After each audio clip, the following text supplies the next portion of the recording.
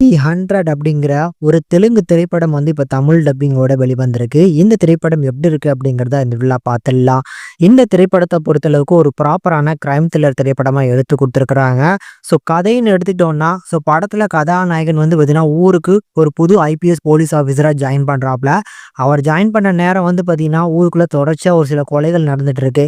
இந்த கொலைகள் எல்லாமே ஒரே மாரியான பேட்டர்ன்ல நடக்குது அப்படிங்கிறத கண்டுபிடிக்கக்கூடிய கதாநாயகன் வந்து ஒவ்வொரு அமாவாசைக்கும் தான் வந்து பார்த்தீங்கன்னா, இந்த கொலைகளும் நடக்குது, ராபரியும் நடக்குது அப்படிங்கிறத எக்ஸ்பிளைன் பண்றாப்ல.